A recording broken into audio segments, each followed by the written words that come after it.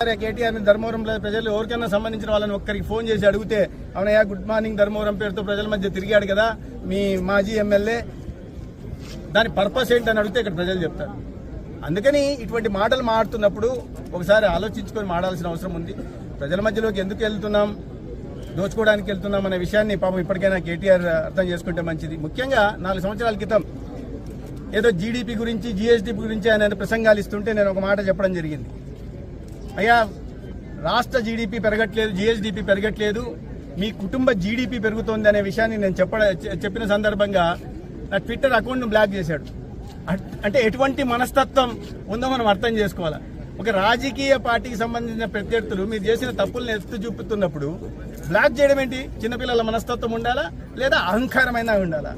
రాజకీయాల్లో మీరు చేసిన తప్పులను ఎత్తు చూపే బాధ్యత, ఎండగట్టే బాధ్యత ప్రతిపక్షాలది. దాంట్లో భాగంగా నేను చేస్తే ఇవాళ దాకా బ్లాక్ చేస్తుంది. అదే విషయాన్ని నేను ఇవాళ చెప్పడం జరిగింది. నువ్వు ఒక విమర్శని తీసుకోలేని వ్యక్తివి, ఎటువంటి అహంకారపూరిత ధోరణితో ఉంటున్నారో, ఎటువంటి మీ అవినీతిని ఎత్తి చూపామనే కదా. కాబట్టి మీరు అదే ఒకే జాతి పక్షులందరూ ఇవాళ ఒక చోట చేరారు. ప్రజలను దోచుకోవడమే లక్ష్యంగా తెలంగాణలో బీఆర్ఎస్ పార్టీ, ఆంధ్రప్రదేశ్లో జగన్మోహన్ రెడ్డి పార్టీ, దాంట్లో ఇంకో చిన్న ప్లేయరు కేతిరెడ్డి, వీళ్ళందరూ కలిసి ఇప్పుడు దొంగలంతా ఒక చోట చేరి పాపం ఒకరినొకరు ఓదార్చి సర్టిఫికేట్లు ఇచ్చుకుంటున్నారు. సర్టిఫికేట్లు ఆయన మంచోడు, ఈయన తిరిగాడు, ఆయన తిరిగాడు, ప్రజలు నవ్వుతున్నారు మిమ్మల్ని చూసి. మిమ్మల్ని అందరూ అందుకని ప్రజలు మిమ్మల్ని అందుకే అందరినీ మూకుమ్మడిగా కలిసి కట్టిగా ప్రజలు మిమ్మల్ని ఓడించారు, గుణపాఠం నేర్పారు. ఒకరికొకరు సర్టిఫికేట్లు ఇచ్చుకుంటా, ఒకరినొకరు ఓదార్పు యాత్ర చేస్తే 5 సంవత్సరాలు మీరు దూరంగా ఉంటే ప్రజా జీవన శ్రవంతికి ప్రజలందరూ కూడా సంతోషంగా ఉన్నారు.